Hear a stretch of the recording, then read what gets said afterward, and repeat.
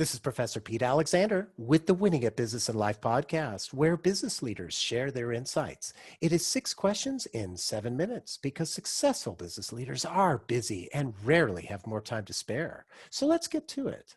Question number 1. In a few sentences, please tell me who you are and what you do.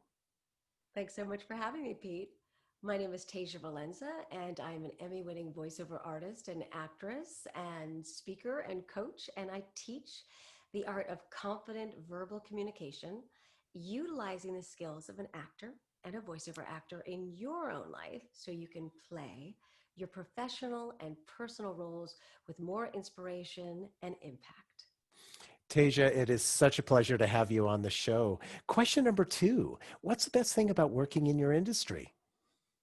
Well, I do call myself a recovering actress and a fully functioning voiceover artist for a reason, because as an actor, I was quite damaged because there was always that feeling that you're not enough, you're not pretty enough, tall enough, blonde enough, smart enough, and as a voiceover actor, I had this beautiful, powerful voice that I knew how to use. And all of a sudden, the acting skills that I had, but were less than important than what I looked like, went away. So I was released to my talent and my passion, and the confinements of this that we all experience was gone and liberated, and I could take words off the page and breathe and speak life into them. So my ability to play thousands of roles came from being a voiceover actor, and my ability to play and be joyful as a child is all part of what makes me a very successful voiceover actor. So that in a nutshell is, is Christmas on Sunday. I love it. And the passion in your voice is just amazing. And it's coming through so well. Thank you for that. Thank Question you. number 3. I have a fictitious book with I love that. what chapter would you think is most companies should read? Well, based on my previous answers, I'd have to go with the ability to have confident, considerate, compassionate communication.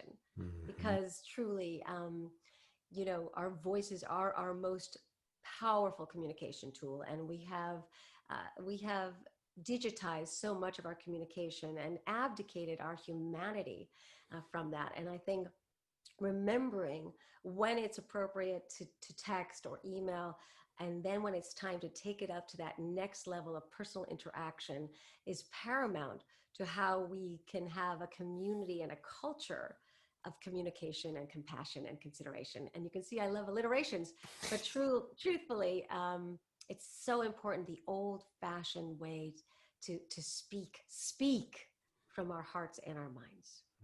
I love it. So well said. Question number 4. Other than the generic work harder, have a great attitude, and care for customers, what advice or insight would you give to other business leaders? Well, going right along with communication, you can't give great voice unless you give true listening. And Mhm. once again, we have such a dearth of ability to give our full presence to anyone. We're always multitasking, we're also busy, and we have the ability to multitask and still give of our time, and it's almost acceptable.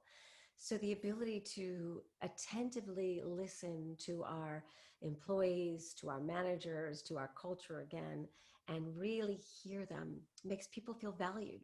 70% of workers that quit, it wasn't the money, it was that they never felt valued. And so Mhm. that is what I would offer.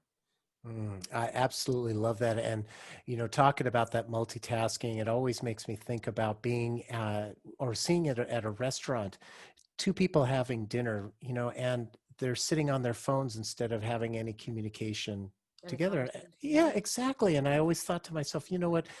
Why bother even sitting down Right. and having the environment of the restaurant? Just go do takeout. You're missing the point.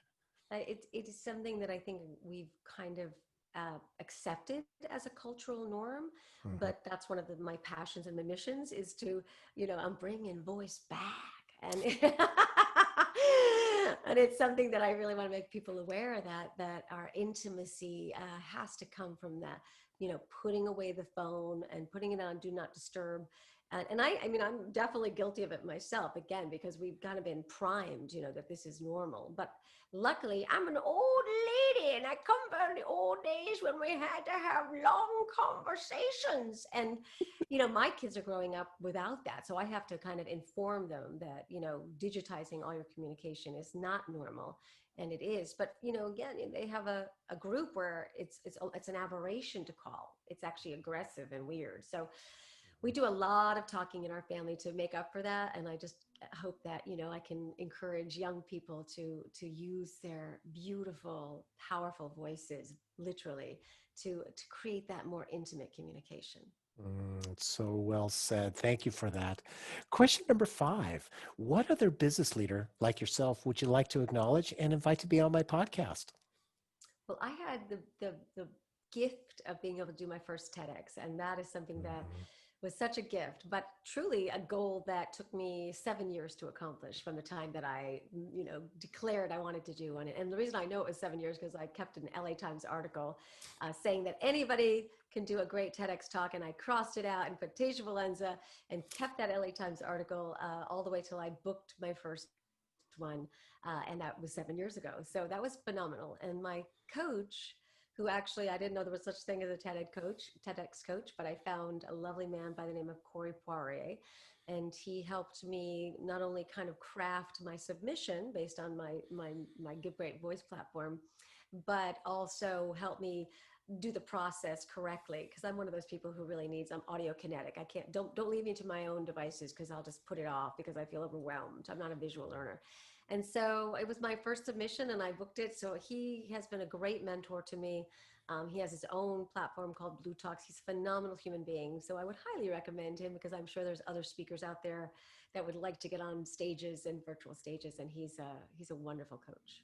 Wonderful, and I will reach out to Corey. Thank you for that, and once again, congratulations on being able to get on stage yourself. That is a huge accomplishment and a perfect example of manifestation. Thank you. It's something that I feel very blessed, and I hope that it touches and impacts people, because it kind of takes this whole give great voice notion and consolidates it into 16 minutes, so it's very digestible. Great. And our final question, question number 6. Please tell me about your first job. So my first job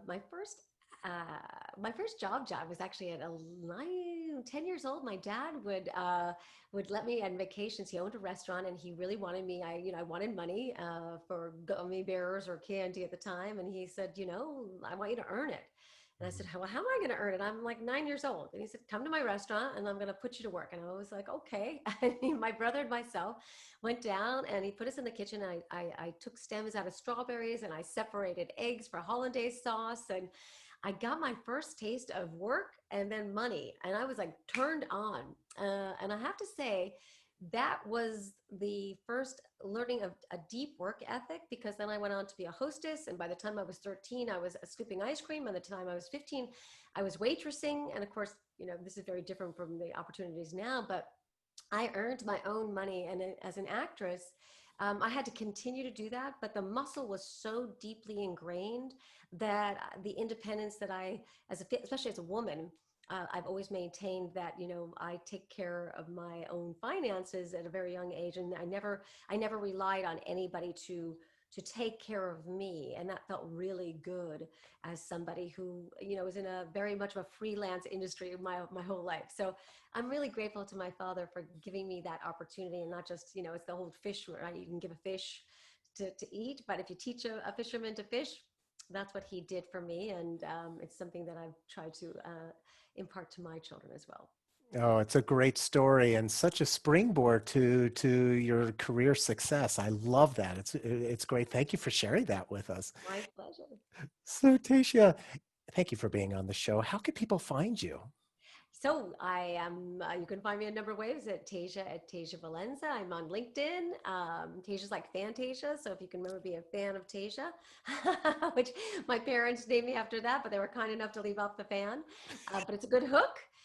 So you could find me at Give Great Voice. I'm on Instagram, Facebook, but definitely we met through LinkedIn. So it's a great way to find me. Wonderful. This is Professor Pete Alexander with the Winning at Business and Life podcast. Thanks for listening.